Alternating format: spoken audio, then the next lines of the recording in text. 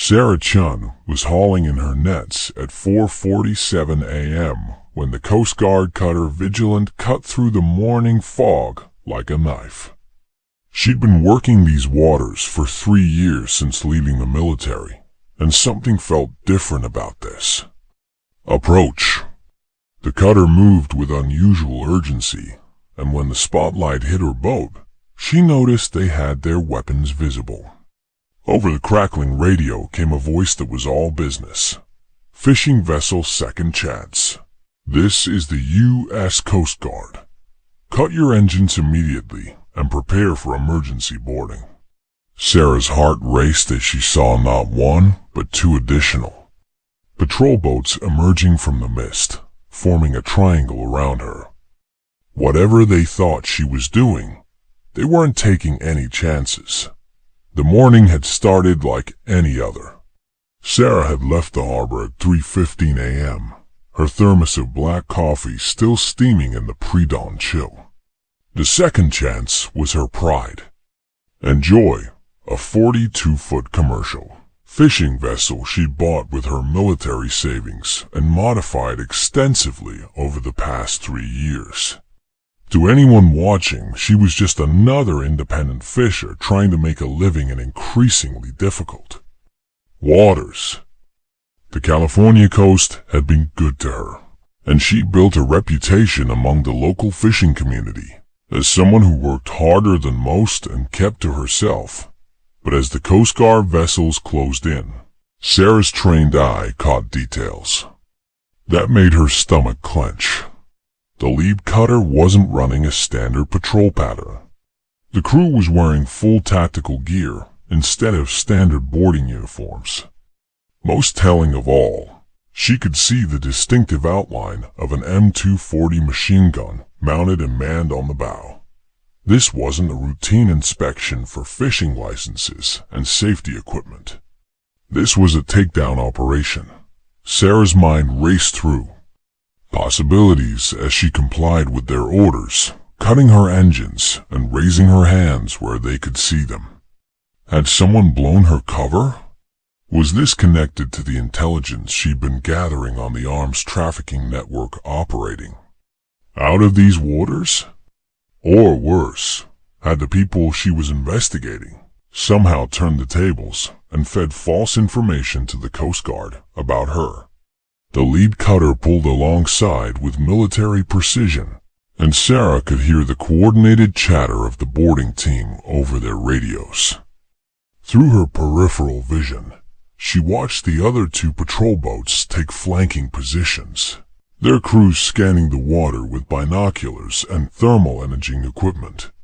They were clearly expecting trouble, possibly even backup vessels, or an attempt to flee. "Keep your hands visible and step away from any controls," the voice commanded over the loudspeaker.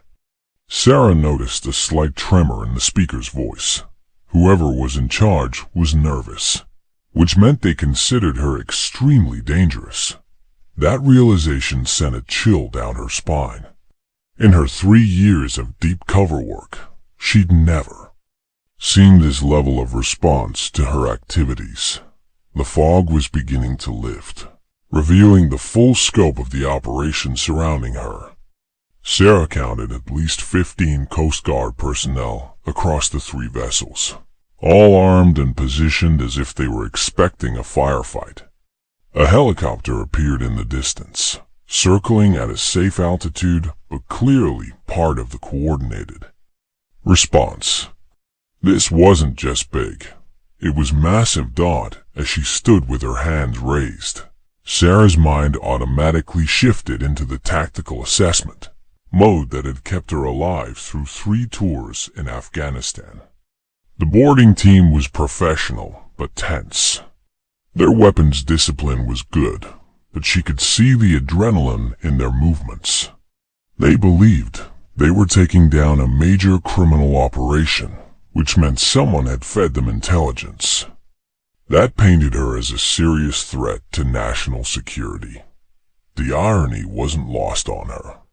For 3 years, she'd been risking her life to gather intelligence on a sophisticated arms trafficking network that was supplying weapons to terrorist organizations. Her modified boat, her unusual equipment, her solitary fishing trips, everything that made her look suspicious to the Coast Guard was actually part of an elaborate cover identity that had taken months to establish and years to perfect. But now, as she watched the boarding team prepare to come aboard, Sarah realized that her greatest asset had become her greatest liability. The very authenticity of her cover story was about to destroy everything she'd worked for. The Coast Guard had clearly been watching her for some time, documenting her activities, building a case against what they believed was a criminal operation. The lead vessel's engines rumbled as it maneuvered into boarding position. Sarah could see the team leader checking his equipment one final time, his face grim with determination. Behind him, his team members were locked and loaded, ready for whatever resistance they might encounter. The morning sun was beginning to break through the fog, casting long shadows across the water and illuminating what was about to become either the end of her career or the beginning of an international incident. As the first Coast Guard officer prepared to step aboard her vessel, Sarah made a silent calculation.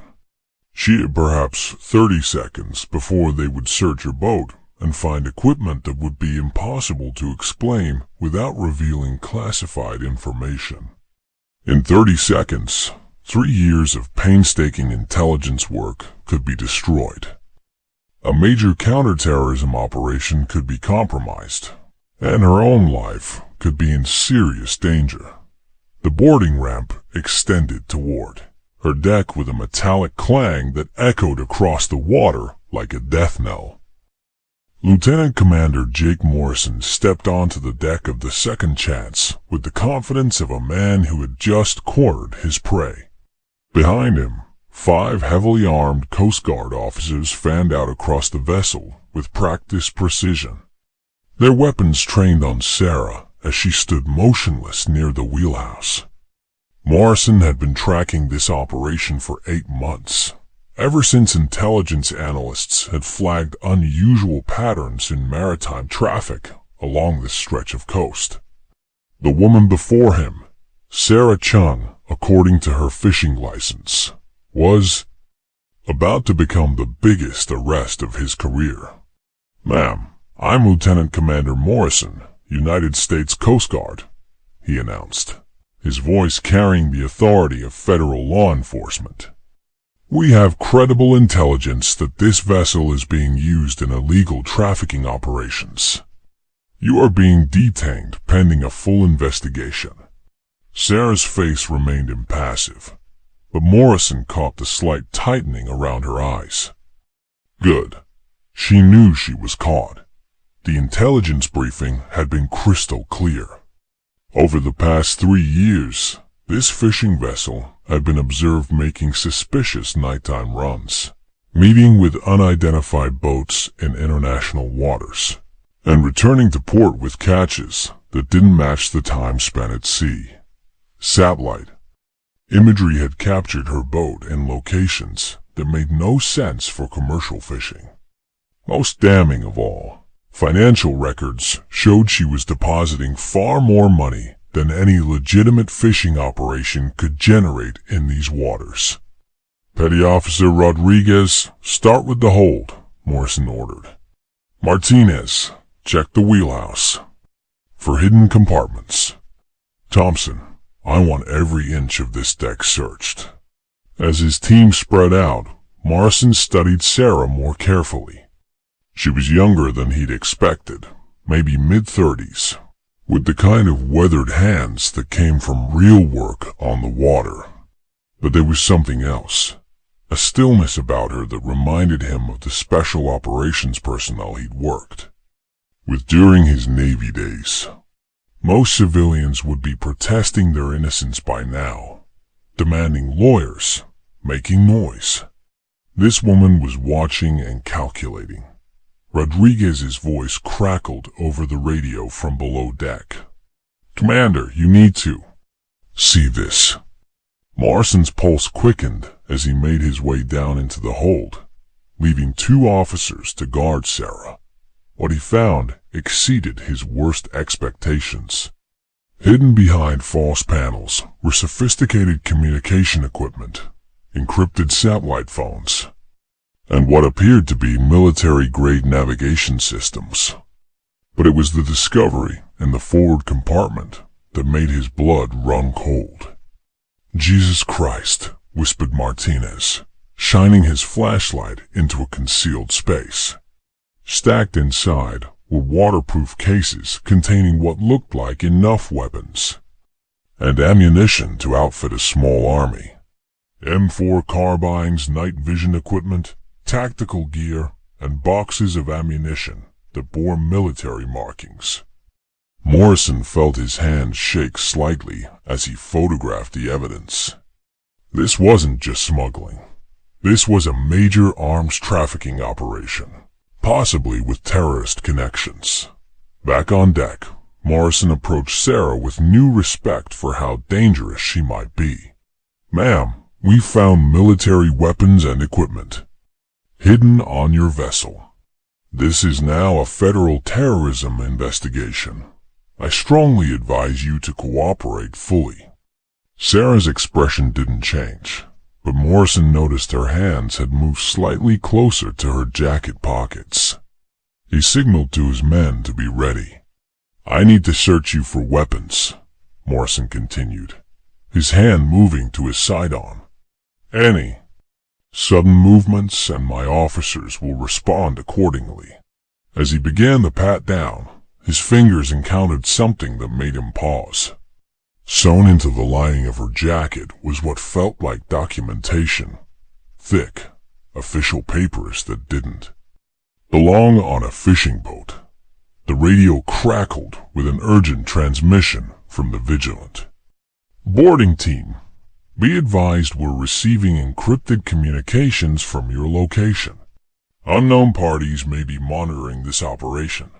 Morrison's head snapped up. Someone was watching them, possibly coordinating a response to Sarah's capture.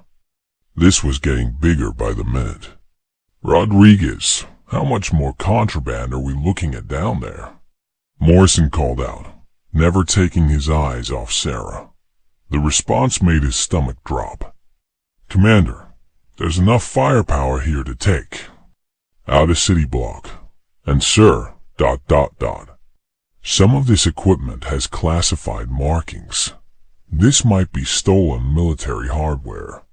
Morrison felt the weight of the situation settling on his shoulders. If Sarah Chun was trafficking stolen military weapons to terrorist organizations, they had just prevented a potential catastrophe. But something nagged at him about her behavior. Most criminals, when caught red-handed with this kind of evidence, either broke down or became belligerent. Sarah Chun looked like she was waiting for something. The helicopter overhead began circling closer, and Morrison could see additional Coast Guard vessels approaching on the horizon. Word was spreading up the chain of command, and soon this quiet morning arrest would become a media circus. He needed to secure the scene and get Sarah into custody before things got more complicated. "Ma'am, you're under arrest for federal weapons trafficking, conspiracy, and violations of the Arms Export Control Act," Morrison announced, reaching for his handcuffs. "You have the right to remain silent, ... As he began reading her Miranda rights, Sarah finally spoke for the first time since the boarding began. "Lieutenant Commander," she said quietly, her voice carrying an odd note of resignation. "Before you do something we'll both regret, I need you to make a phone call." Morrison almost laughed. The audacity of this woman was incredible. Caught with enough weapons to arm a small militia, and she wanted to make a phone call like this was a traffic stop. "The only call you'll be making is to allow your Morrison replied, moving behind her with the handcuffs. But something in her tone made him hesitate. There was no fear in her voice, no desperation. Instead, there was something that sounded almost like pity. With zip-tie restraints cutting into her wrists and Morrison reading her rights, Sarah made a decision that would either save her life or destroy her career forever. The weight of 3 years' work hung in the balance as she watched Morrison's team catalog what they believed was evidence of the biggest arms trafficking bust in Coast Guard history. She had perhaps 60 seconds before they would radio their findings to headquarters and set in motion a chain of events that would unravel one of the most sensitive counter-terrorism operations in U.S. history. "Lieutenant Commander," she said, quietly, interrupting his recitation of her Miranda rights, "I need you to call JSOC immediately." Morrison's face twisted into a bitter laugh as he continued securing the restraints. "Lady, you're not calling anyone except a lawyer. Save the military acronyms for someone who might be impressed."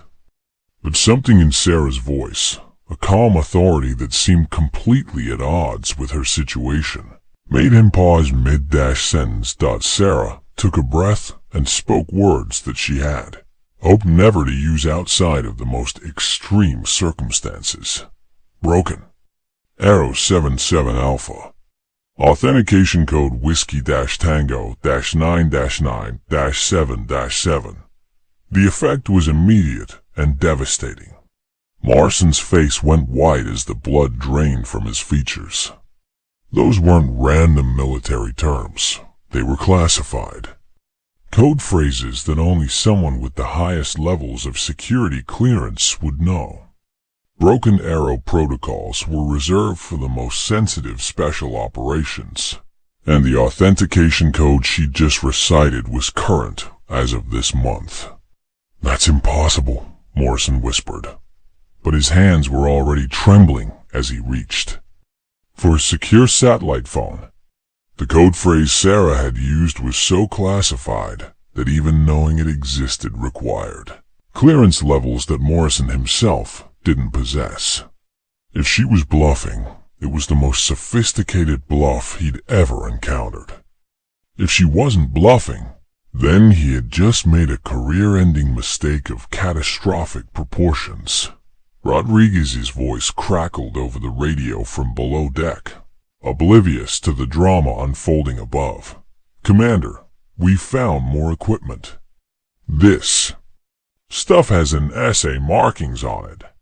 What kind of operation were these people running? Morrison felt his world tilting as the pieces began falling into place. The sophisticated equipment, the military-grade weapons, the encrypted communications. What if it wasn't evidence of a crime, but evidence of something else entirely? With shaking fingers, Morrison dialed the number for Joint Special Operations Command. The phone rang twice before a voice answered with crisp military efficiency. "JSOC Operations Center. This is Colonel Hayes." Morrison's mouth went dry as he tried to find the words that wouldn't end his career. "Colonel, this is Lieutenant Commander Morrison, U.S. Coast Guard. I have a situation involving someone who claims to have Broken Arrow 77 Alpha authorization." The silence on the other end of the line stretched for what felt like an eternity. When Colonel Hayes finally spoke, his voice was ice-cold and deadly serious. "Lieutenant Commander, I need you to listen very carefully to what I'm about to tell. You, give me your exact coordinates and describe the individual making this claim." Morrison rattled off their position and described Sarah, his voice becoming smaller with each detail. "Stand by," Hayes commanded. Morrison could hear rapid typing and muffled conversations in the background. After 2 minutes that felt like hours, Hayes came back on the line, and his tone had shifted from professional to barely controlled fury. Lieutenant Commander Morrison, you have just arrested Major Sarah Chun, United States Army Special Forces. She is currently engaged in a classified counter-terrorism operation that has taken 3 years to establish. Stand down immediately and release her from custody. Morrison felt his knees go weak as the full magnitude of his mistake crashed over him. Sir, we found weapons and military equipment on her vessel. Our intelligence indicated. Hayes cut him off with a voice that could have frozen fire.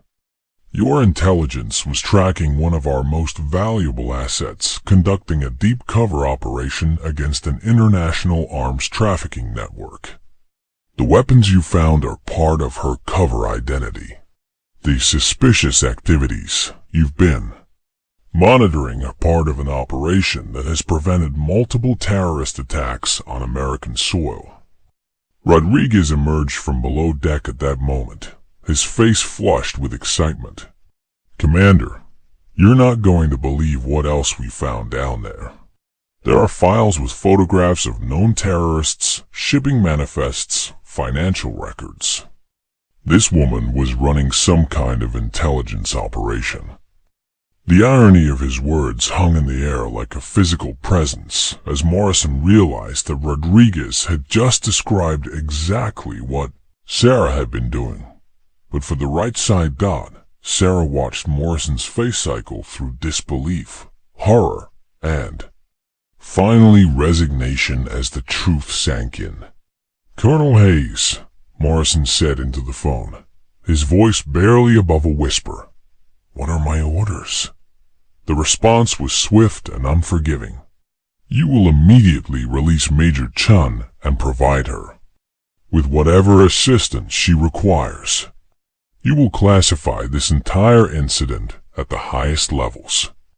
And Lieutenant Commander, you will pray that the operation you just compromised can be salvaged. Because if it can't, the blood of innocent Americans will be on your hands. As Morrison moved to cut Sarah's restraints with trembling hands, she could see the weight of realization crushing him. 3 years of painstaking intelligence work, carefully cultivated relationships with arms dealers and terrorist facilitators, an elaborate cover identity that had taken months to establish, all of it potentially destroyed because the very people she was trying to protect had mistaken her for the enemy. Major, Morrison said quietly as the zip ties fell away. We had no idea. The intelligence we received. Sarah rubbed her wrists where the restraints had cut into her skin, her mind already calculating the damage. Lieutenant Commander, how long have you been watching me? The answer would determine whether her operation could be salvaged or whether 3 years of her life had just been wasted. 8 months, Morrison admitted, unable to meet her eyes. We've documented every trip, every contact, every financial transaction. Sarah closed her eyes and felt something die inside her chest. 8 months of surveillance meant that every person she'd been investigating now knew that the Coast Guard considered her a person of interest. Her cover wasn't just blown, it was obliterated. Within an hour, the morning sky filled with the distinctive thrum of military helicopters approaching from multiple directions. Sarah watched from the deck of her boat as 3 black UH-60 Blackhawks materialized out of the coastal haze. There, unmarked fuselages gleaming in the strengthening sunlight. Behind them came a larger transport helicopter, carrying what she knew would be a full damage control team. The cavalry had arrived, but for Sarah, it felt more like a funeral procession for 3 years of her life. The lead helicopter touched down on the coast, guard cutter vigilant with military precision, and Sarah could see figures in dark suits emerging before the rotors had fully stopped spinning. These weren't military personnel. They were intelligence operatives, whose job was to clean up messes that could never officially exist. Morrison stood beside her, his face ashen as he watched his career evaporate in real time. The secure radio in his hand had been buzzing constantly with increasingly frantic calls from Coast Guard headquarters, demanding explanations he wasn't authorized to give. Colonel Hayes was the first to board Sarah's vessel, his weathered face a mask of controlled fury. Behind him came two men who introduced themselves only as Smith and Jones, obvious aliases that told Sarah everything she needed to know about how seriously this breach had been taken. The operation she'd spent 3 years building wasn't just compromised. It was completely destroyed, and the ripple effects would be felt across multiple agencies and international partnerships. Major Chun, Hayes said quietly, his voice carrying the weight of profound disappointment. Give me the damage assessment.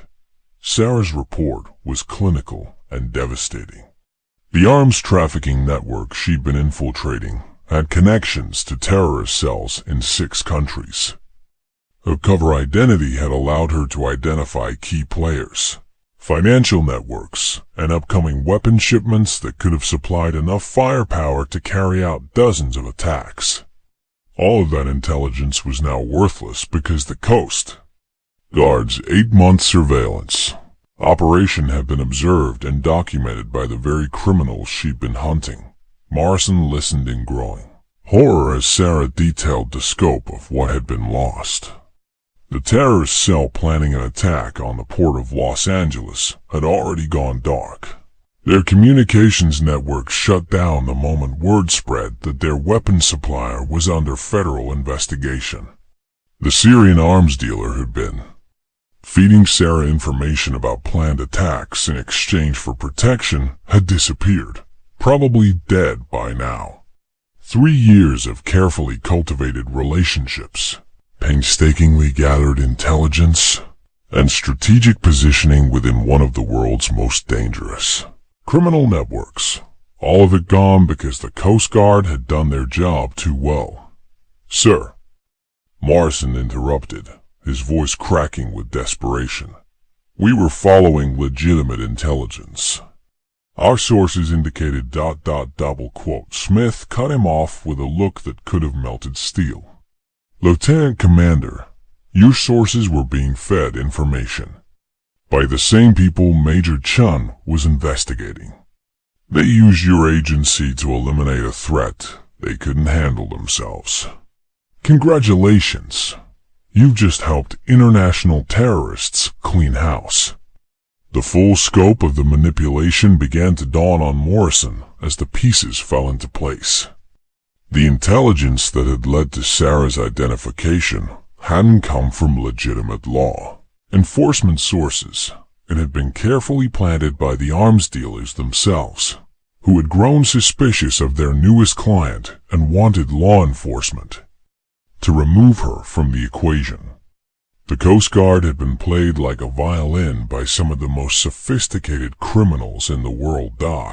As the damage control team worked to secure Sarah's vessel and confiscate evidence that could never see the inside of a courtroom, she found herself thinking about the people who would die because of this morning's events. The terrorist attack in Los Angeles would probably happen now, just with different weapons from different suppliers. The Syrian arms dealer's family would likely be executed as a message to other potential informants.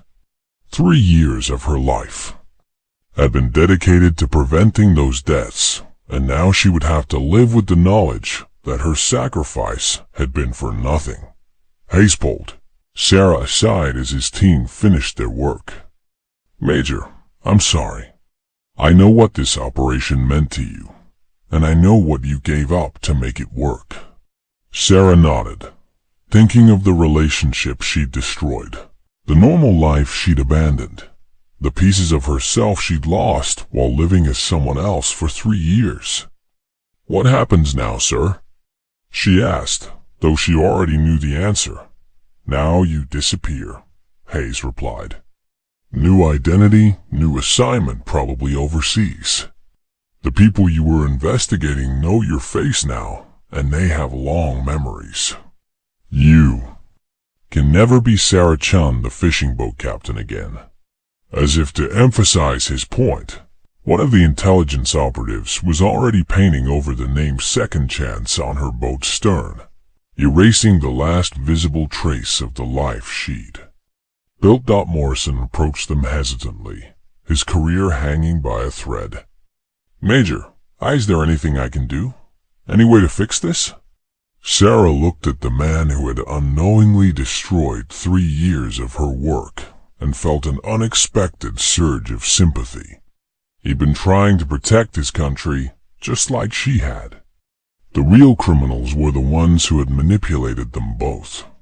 Lieutenant Commander, she said quietly, learn from this. The next time someone hands you intelligence that seems too good to be true, ask yourself who benefits from you acting on it. Morrison nodded, understanding that this lesson had cost more than just his career. It had cost lives that would never be saved, and attacks that would never be prevented. As the helicopters prepared to lift off, carrying Sarah away from the life she'd known, she took one last look at the California coastline, where she'd spent 3 years pretending to be someone else. Somewhere out there, the real criminals were celebrating their victory, having successfully used the United States Coast Guard to eliminate their biggest threat. The irony was bitter and complete.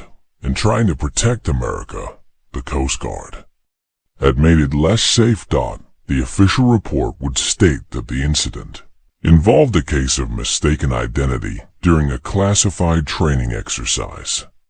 Morrison would receive a transfer to a desk job in Alaska, his silence bought with the promise that his career wouldn't be completely destroyed. The arms dealers would find new suppliers and new targets, their operations continuing without the threat of Sarah's investigation. But late at night, in the years that followed, Morrison would sometimes wake up thinking about the woman who had sacrificed everything to protect secrets he would never understand, and wonder how many people had died because he'd been too good at his job. And that brings us to the end of this video. If you enjoyed what you saw, make sure to hit that like button, drop a comment below with your thoughts, and subscribe if you haven't already. It really helps the channel grow. I've got more exciting content coming soon, so stay tuned and turn on that notification bell so you never miss an update. Thanks for spending your time here. See you in the next one.